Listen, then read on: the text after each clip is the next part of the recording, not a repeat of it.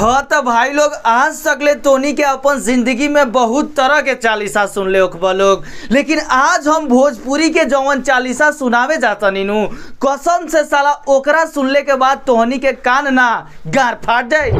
सुनावतनी ढोड़ी चालीसा सुनाव ये सार तुनाही आज ढोड़ी चालीसा हमू सुनेला तैयारे बानी। आइए देखते हैं बैठन मजा आएगा। शिल्पी राज के बाजल गाना ढोड़ी के नीचे बालू धियाना। उ जब गाना आयल रहे नु तो उनको पेलाई जोरदार तरीका से भइल रहे, शायद ई तोरा मालूम नहीं खे।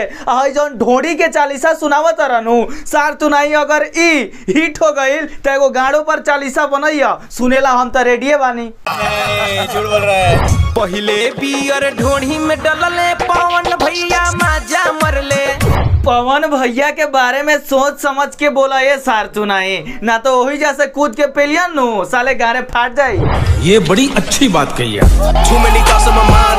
सोनी सुनावा तानी साज ये भैया लड़की के जात पैसा पर सब बड़ी बिकात। अच्छा पैसा पर सब छोड़ी बाड़ी सो बेचात। तो ये सार तू नहीं तोरा से हम एक चीज पूछल चाहतनी हो कि हमके बतावा कि तुहार बहनिया कितना में बेचाती है, साला खरीदारन के हम लाइन लगा दे।